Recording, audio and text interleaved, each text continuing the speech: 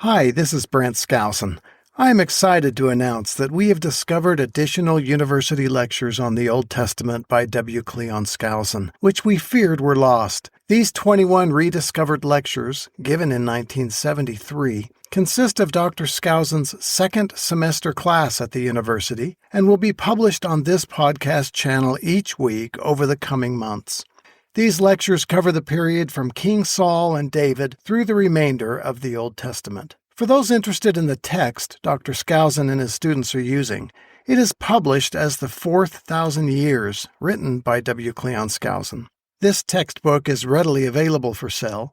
However, for those interested in listening to the book, a new audio version is now available at audible.com. For those following the Come Follow Me curriculum from the Church of Jesus Christ of Latter-day Saints, these new lectures will no longer follow the same order as in the Come Follow Me manual.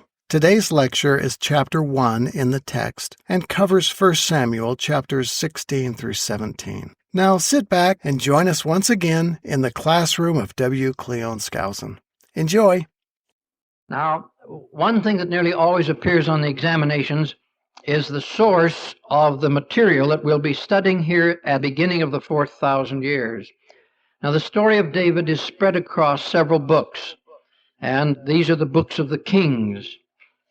And I emphasized in the text the fact that these books used to have different names. So among the Jews, what's the first book of Kings? What do we call it? First book of Samuel. What's their second book of Kings? Second book of Samuel. What's their third book of Kings? Our first Kings. What's their fourth book of Kings? Our second book of Kings. What's their fifth book of Kings? First Chronicles. What's their sixth book of Kings? Second Chronicles. Actually, Kings and Chronicles parallel each other. They deal with the same period and the same people, but they have some differences and occasional contradiction, as you would expect. Now, the thing that I ask you in the exam frequently is to list the first 6 books of Kings and compare them, that is, identify them with our present Bible, the Jewish books of Kings. And that's what we've just done. Then I will ask you, who wrote these books, scribes or prophets? Then you have a task. Which was it? Scribes. Will you remember that? These historical books are all by scribes. These are not the writings of prophets. It's just like my book, Hidden Treasures from the Book of Mormon. The whole Book of Mormon is in that book, but it's all been rephrased and additional material, archaeological and otherwise, to it. Very little of it is actual Book of Mormon text. That's all the writing of a scribe, you see. And while the references are all from the original text, this is the writing of a student and a reporter, not the original prophet.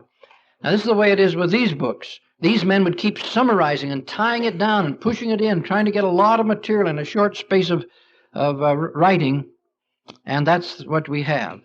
This is also true of the book of Judges. Everything after the book of Moses is the work of scribes until you actually get into the writings of the prophets themselves, and then they're original. So we don't get at all excited or hung up about the fact that we get a contradiction between Chronicles and Kings, because you had 2 scribes, and one of them either didn't transcribe accurately or he thought that he had some better material and used it. Now, the Lord tells us in the 5th chapter of the book of Jacob in the Book of Mormon that this Bible was very carefully prepared and perpetuated and protected through the centuries, so that you'll find it's about 98% pure. But there is a little here and there that has been dabbled with, and we point those problems out as we go. But by and large, Isaiah, for example, that we just dug up with the Dead Sea Scrolls, written about 200 BC, almost identical with the Book of Mormon version of 600 BC, which is a century after it was originally written. So they've been pretty careful. And the Book of Mormon says if there were changes, it's usually by taking it out. As a scribe says, man, I think somebody from the tribe of Joseph put that in. Okay. So that really is the way the book has been changed, by taking things out. They wouldn't dare think of changing something that they consider the Scripture.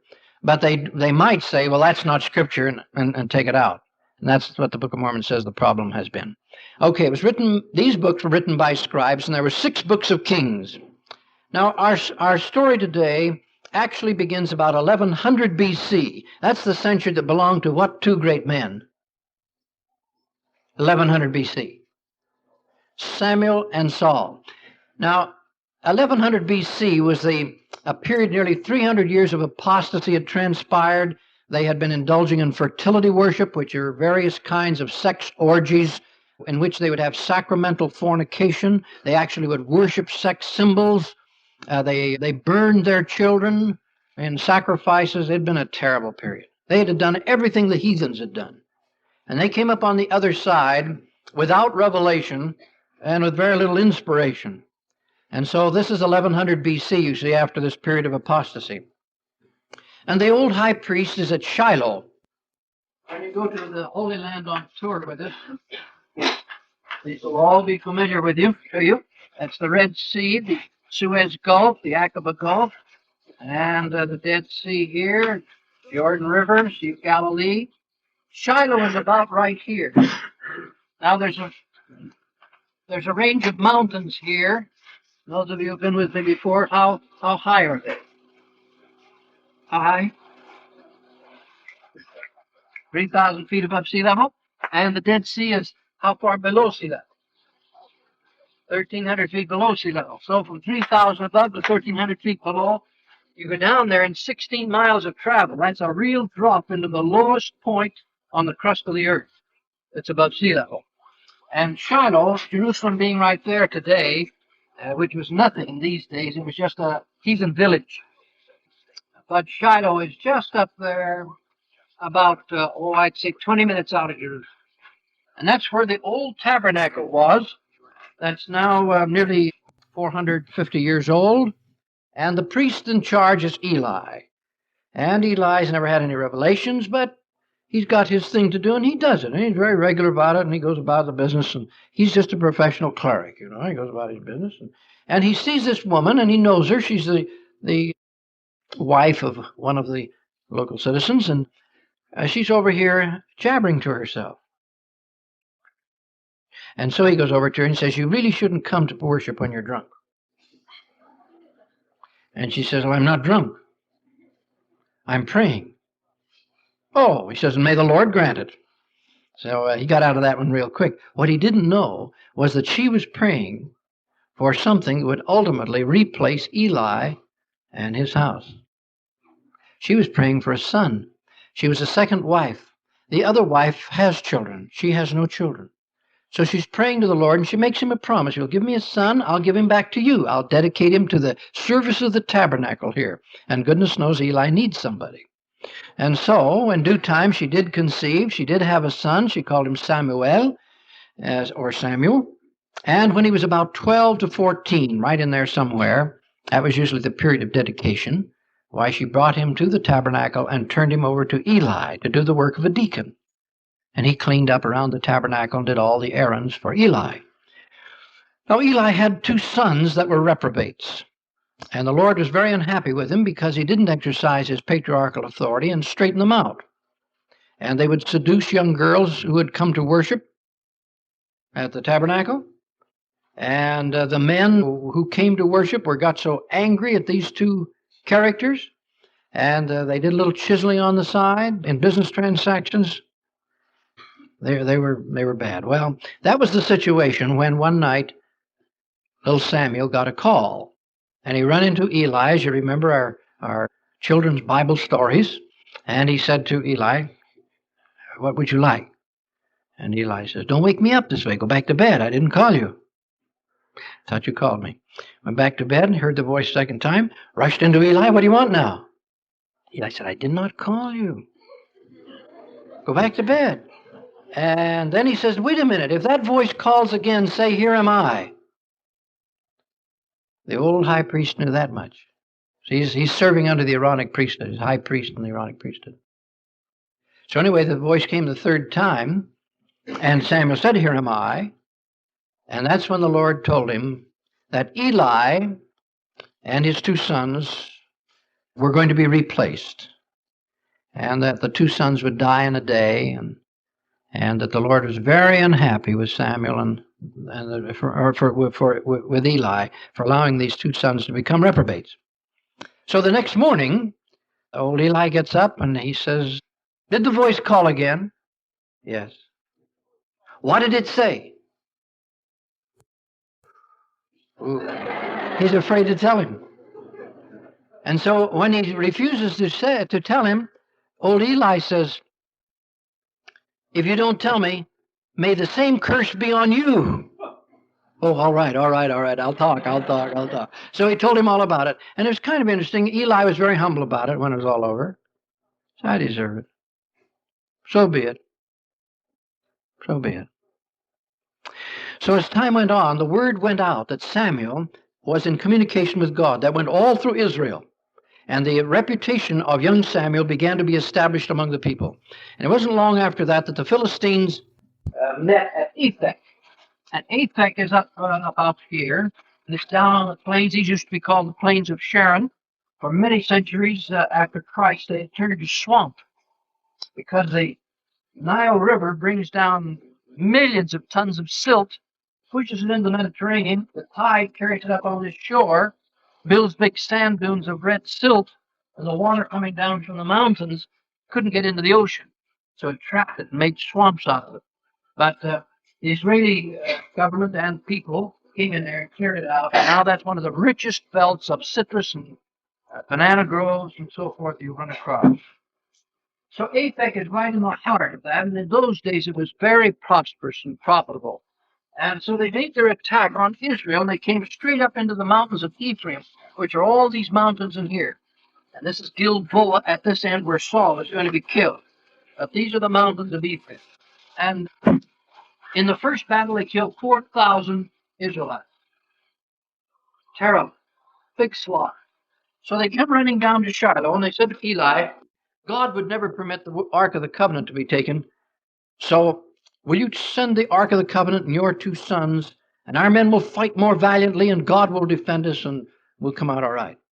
And so Eli, in desperation, let them take the Ark of the Covenant. His two sons went along with it.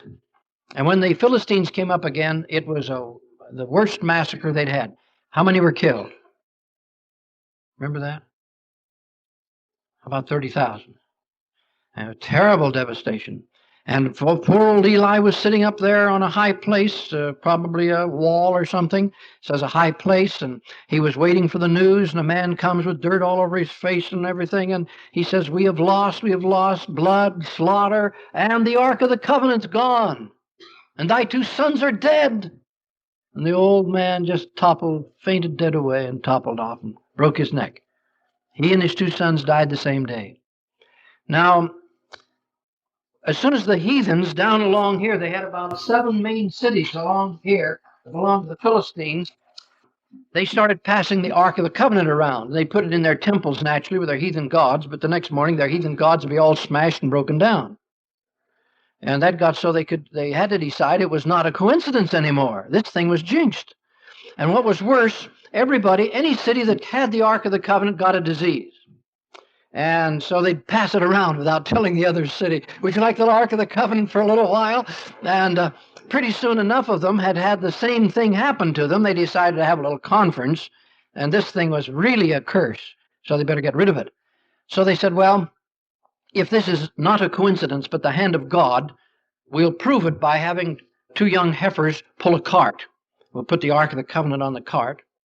And if God guides them up the hill, the last place they'd be likely to go, and goes up Sorek Valley, up into those mountains, we'll know that definitely this is God, and he's very displeased with us, and that he did cause the disease and all these problems.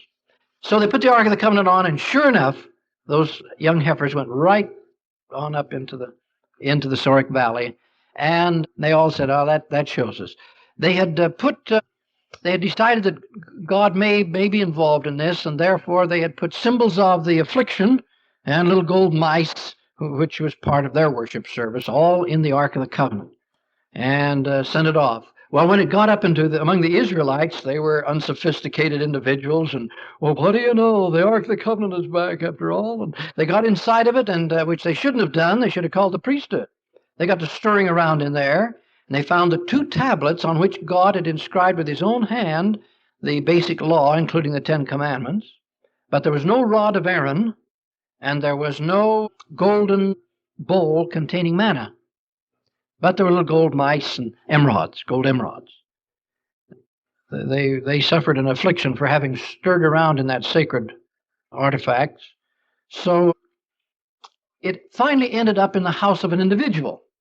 For some reason, Samuel never arranged to have the Ark of the Covenant brought back to Shiloh. And it stayed there until the days of David in this private home. Famous Ark of the Covenant. Meanwhile, Samuel has become very prominent and has taken over the government of the people, both as a high priest and prophet and sort of a governor, chief judge. And the Philistines come storming up again, and they get the socks whipped off of them. They come up again, and once again, under Samuel, Israel always wins. So they have great security now for a long period of time until Samuel becomes an old man. Then he has 2 sons, and they become judges and are being prepared for the priesthood service, and they curdle, turn sour, and become reprobates too. And that discredits priesthood government. So the people come and say, well, we wanted a king anyway, like the heathen nations. We want a king. So Samuel was brokenhearted. He'd just gotten the priesthood government going where it was a real good thing. He goes to the Lord and he says, they don't want me to govern anymore. They want a king. The Lord says, well, they're not really rejecting you. They're rejecting me. So I'll give them a king. I'll give them the best that's available, and they'll find out what it's like to have a king. So you go back and warn them what it's going to be like, and meanwhile, I'll tell you who to appoint. So he did. He went back and he warned them and said, God will raise up a king. Oh, that's fine. That's fine. We want a king. Now, Samuel went on a trip to offer sacrifices. They would take circuits. These prophets would take circuits and offer sacrifices in various towns all around the territory. Bethlehem is just a little south of Jerusalem here. Jerusalem is about there in the tops of the mountains. Bethlehem is 7 miles south right here. Hebron is 16 miles south. Bethlehem is not in a valley. Bethlehem's up on a mountain, just like Jerusalem. Jerusalem's on Mount Moriah and Mount Zion. And Bethlehem's up on a mountain. And when you see Bethlehem, you know, down in a valley that so many artists have depicted at Christmas time, that's just the opposite. The shepherds are down in the shepherds' fields at the lower slopes of this mountain. And Bethlehem is up on top, high hill. I noticed the more modern pictures have it accurately. So he went down to Bethlehem and went a little bit below and was getting ready to offer sacrifices. And the Spirit of the Lord says, you will ordain a man of the tribe of Benjamin now to be king. And so there's a great big fellow named Saul, and he's wandering around looking for an animal which in the Bible is called an ass. And it actually is an animal that's almost as big as a mule, not quite, but a very fleet-footed, handsome, strong animal, which was the most popular beast of burden in ancient times. They would use it almost exclusively. It was much more valuable than a horse. The value of the horse came later with the Arabians. And these had been lost. They represented a fortune. And so Saul had covered 25 square miles, and finally he heard that the prophet was at this town just below Bethlehem. And so he said, I'd like to ask the prophet to guide me where the animals are, but I don't have a gift for him. And the servant says, well, I happen to have a little. Oh, good, Saul says, can I borrow it? So he borrowed from his servant and went to look for the prophet of the Lord. Comes into the community, sees some women. Do they know where the prophet of the Lord is? And of course, just so happened that Samuel was on his way and going to make a sacrifice. And when Saul walked up to him, the Spirit of the Lord whispered to Samuel, this is he. This is he. Now, Samuel had an eye for a good man. You can see this later when he goes to the house of Jesse to appoint David. He's looking for a man that looks like a king. Now, there's a man. He looks like a king. He's head and shoulders above anybody. The Lord really knows how to pick him. So he says to Saul, why don't you come with me to the sacrifice and then come back and we'll have dinner together and we'll talk over the whole thing. So Saul did with his servant, and they came back, spent the afternoon and evening together, and then they got up early the next morning to go look for their animals again. And Samuel walked down the street. It's early in the morning. There's nobody around. And when nobody is looking, Samuel uncorked his bottle full of oil. And the first thing Saul knows, why, Samuel's reaching up, pouring a little oil on his head. So Saul is all this about, and so forth. And Samuel says, "Is not all Israel after thee? Thou art a prince of Israel." That was to let Saul know he's being anointed the new leader. Oh, this is pretty exciting. He's 40 years old, and it's just tremendous, from the smallest tribe in all Israel, etc. So he's pretty complimented, etc. Now Samuel says, on the way home, you'll meet some men. They'll tell you your father's animals are found. When you get to Bethlehem, there'll be some men to meet you with some food. You go a little bit further, you'll find several of the brethren from the school of the prophets, and they'll have the Spirit of God on them, and it'll come on you too, and you'll have the spirit of prophecy. So you'll know that all that I've done is by the power of God. Now you go back to your home in Gibeah and await the time when you're to be anointed publicly. Well, Gibeah is within sight of Jerusalem. You can stand on Temple Square and practically see Gibeah. Not quite, but almost. Gibeah is in Benjamin. The line of Benjamin comes right there. This is Judah. It comes down to here. Below that is Simeon. So he goes home to take care of his animals and so forth. So he's been anointed king, and he'll have his coronation in due time. And so Samuel had the people meet at Shechem. Now Shechem is up in the mountains of Ephraim, and later became the capital of Ephraim, had been the capital of Ephraim. So that's where they had the big meeting for the purpose of anointing the new king. And Samuel knew everybody was all excited and anxious. Would it be the tribe of Ephraim? Naturally, we thought it would be. The Jews thought it would all be tribe of Judah, and that's the way it all went. To their amazement, Samuel announces that it's the tribe of Benjamin, that poor, woe-begotten little tribe of people down there. And then he announces that the man who's been selected by God is none other than Saul. They don't know who Saul is, so everybody's anxious to see Saul. Who's this man God has selected? And they all look around and no Saul. Of course, Samuel thought that Saul would have sense enough to come to his own coronation. So he hadn't made a big deal about it. He announced to all the tribes there's going to be a coronation, and that was it. And so Samuel does an interesting thing. He goes out by himself and to the Lord and says, in effect, "Where's your man?" All through this, Samuel takes no responsibility for it at all. The Lord's running things, and he's not governor anymore, and so, where's your man? I'm ready to anoint him. Got the crowd. And the Lord says he's hiding in the baggage.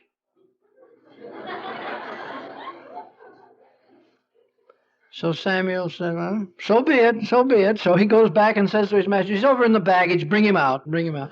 So this great big blunderbuss, he comes out walking down the aisle. Everybody quite impressed with him. He's embarrassed. You can just tell at this humble stage of Saul's experience, he was kingly in size and appearance, but it took time to bring out his qualities of leadership.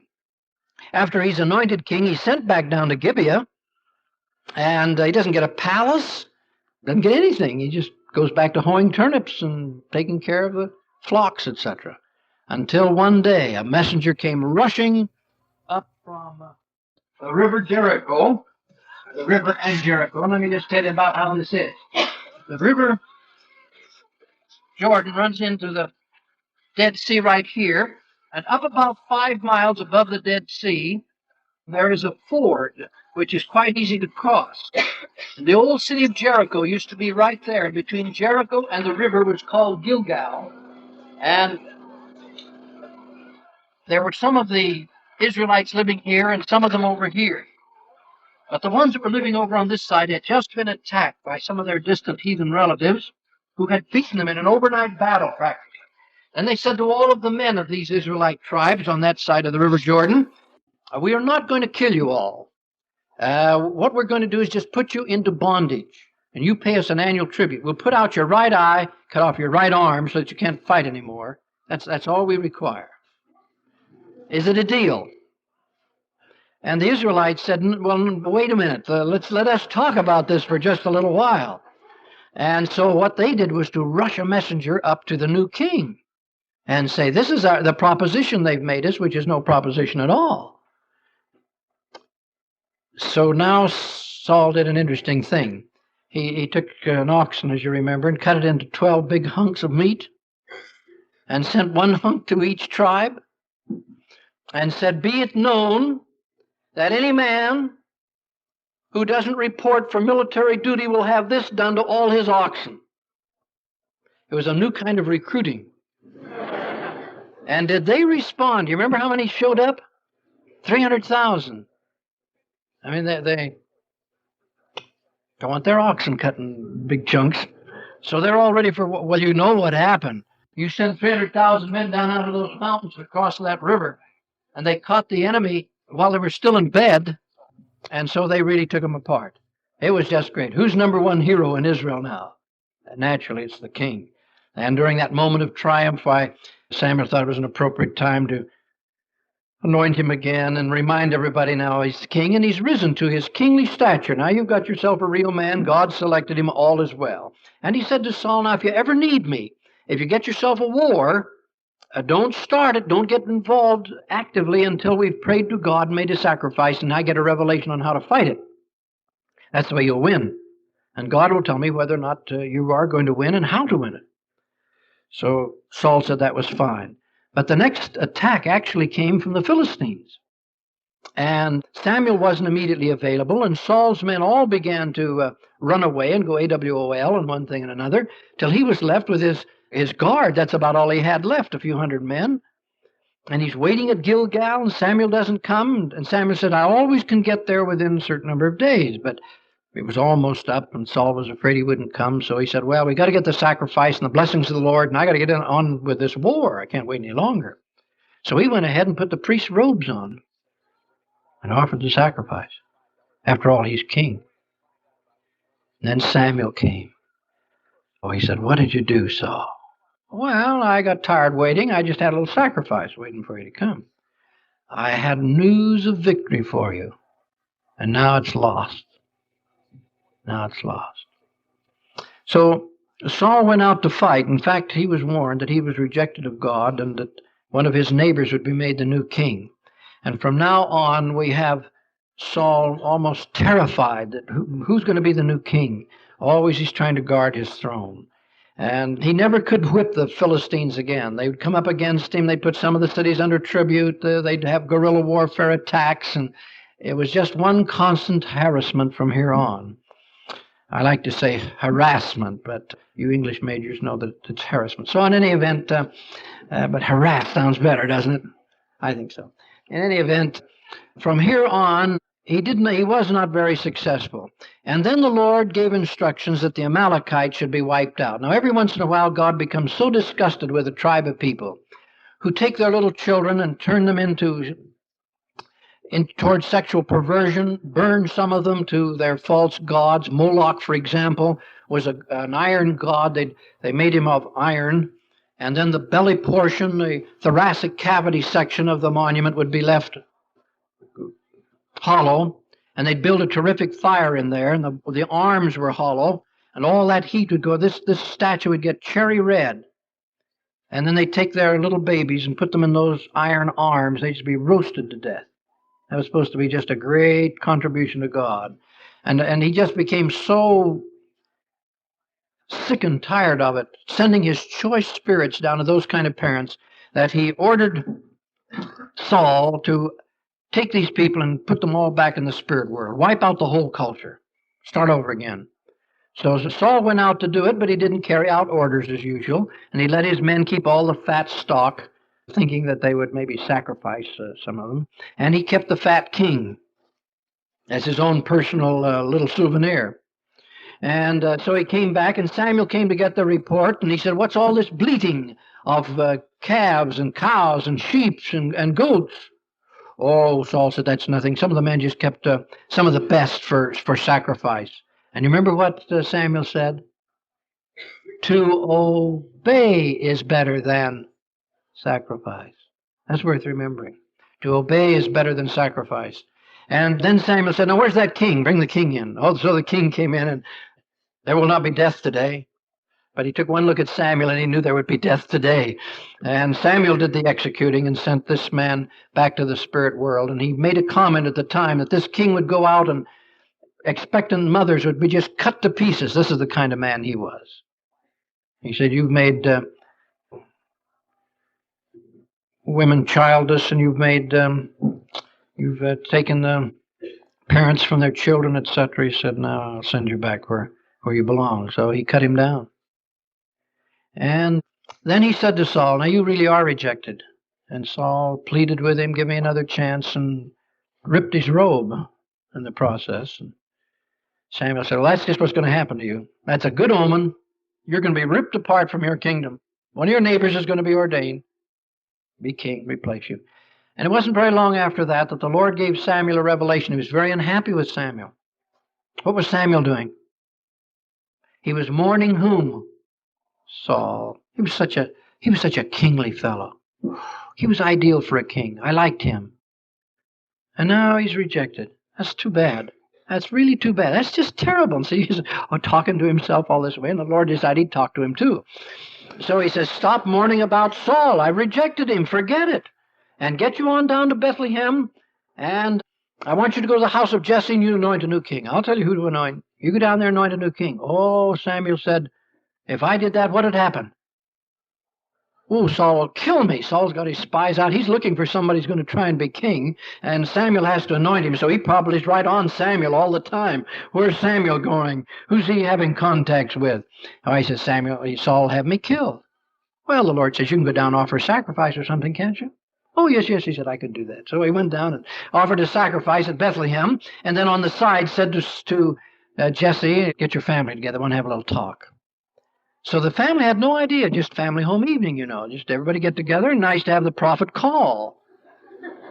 So they all sit down there in the home, and Samuel had an eye to pick out a king. So he's looking over Jesse's son, and the oldest son was a fine, big, handsome specimen.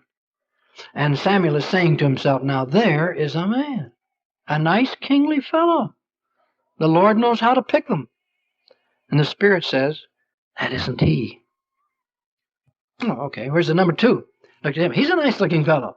Oh, so that's the one. No, that's not the one either. Oh, no? So he went right down the list of how many sons? 6. Went through 6 sons. We have a little contradiction there, as I pointed out in the text, but those are all 6. These are all the adult sons. And then he says, "This all?" "Yes," he said, "that's all the sons I have. That is, that are men. Got a boy out there herding sheep." Well, Samuel says, "Bring him in." So they bring in this vestigial remnant, you see, and all that's left.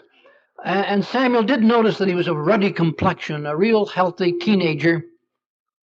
Not too well developed yet, but has possibilities. And so he walks in, happy to see the prophet, of course, visits the family, and sits down, and the Spirit says, "There he is." Samuel, all right. Out comes the bottle, uncorks it, and he goes over, and to the amazement of the whole family, he pours oil on his head and anoints him king of Israel. It's fantastic. Saul is king. Of course, he's rejected the Lord. This boy. See what that did to that family? So Samuel, he didn't go tell Saul that he just anointed David. He just went back up to Ramah, corked up the bottle, went home. Lord told him to anoint him. He's anointed him. He's gone home. Lord wants to make him king. It's up to the Lord. Samuel's done all he's going to do. Not that he wouldn't have done more, but the Lord didn't tell him to do any more. So what the Lord did tell him to do, he did. He's going home. And he did go home, stayed home. So meanwhile, David grew up. How many of you have ever been sheep herders? Any sheep herders? Good. Some of our girls. Great. Okay. You know how lonely it is if you get up in the high Uintas or out on the Wyoming plains and you get out away with just a little. Well, they're not so bad now compared to what they used to be. But in any event, herding sheep's a pretty lonely life. But he didn't waste his time. He gained 3 skills while he was out there herding sheep. First of all, he could practice on what? See, no family to object, you see. You can just plunk on your harp all you want to, learn chords and run up and down and fool around and so forth. We raised 8 children, all musicians. I want to tell you that parents deserve a special reward for having lived during that period of their preparation. Now, he had another skill that went with the harp. What was that? A poet. Now, a poet in those days didn't have to rhyme, but rhythm was the thing. And the prophet Isaiah wrote his whole book in rhythm or poetry, the whole book. He was so skillful with words, any idea he had in his mind, he could arrange it fast in his mind and it'd just pour out in rhythm, poetry. So he got very good at that, so he could tell stories and give historical accounts in rhythm. Then he had one other skill that was real sharp. What was that? That sling. And I've watched some of those people that use that sling. It is amazing. That thing, those rocks come like 60. It's like they come out of a gun. And they're deadly in their accuracy. Know just precisely when to let go of that one string and release that little pocket that's holding the rock. So he'd gotten very good at that, and he'd had plenty of chances to practice, of course. And so we have him growing up to manhood and becoming a soldier. Now, there are two stories in the Bible, and I've warned you about one of them. One of them is not in the most ancient texts that describes David as a little boy fighting the giant. It's very heroic, only it couldn't be true because right after that he marries the king's daughter. So the other text, which is the one that's in the oldest available sources, says that he had been to war, he had proven himself, he's a full-grown man, probably around 20, 21, right in there, when Saul becomes very, very depressed, and his servants say, what you need is music and a lighting of the Spirit, and he says, yes, I suppose so. And one of them says, there is a man in Bethlehem. You'd like him. He's a man of valor. He's a man of valor, and so forth. He's a proven soldier, but he's a great poet, and he plays the harp. All right, bring him. So here comes this message. The king wants David to report. And you can imagine what that did to Jesse. So you remember what he did? He sent all kinds of presents along. Goodwill gifts to the king. Have you heard about my boy? Been anointed to take your place? So you can see there's been a lot of concern in that father's heart. But he got the good news back. How was David received? Saul thought he was tremendous. He promoted him from harp player to his immediate aide-de-camp right away, made him his armor bearer. And it was that situation when you had Goliath appear on the scene. I just have time to tell you this one thing about Goliath. When you get, as I say, when we go to the Holy Land and we go up into these mountains, here's what you'll find. Mountains are like this, and they have these hills like this. And between the hills, it's about a 500-foot drop, and sometimes even deeper. So what would happen in ancient times, an army would come up Sorek Valley, or Elath Valley, as this one turned out to be, and they'd get up on one of these. The other army would come in here and confront them here, so they kind of look each other over. They have big talk. It's only about a quarter of a block away, in between 500 feet deep, sometimes longer or deeper. And so they have these big talks. Now Goliath would talk across and go down in the valley and say, come on down into me, and we'll have the duel of the heroes. And of course, if Goliath won, what happened to the Israelites? They were conquered without being conquered. So they just accepted they're being conquered. And it was supposed to be the reverse the other way. And that's when David came. He'd heard Goliath boasting. Who did Goliath really want to fight? Saul. And Saul wasn't about to risk it.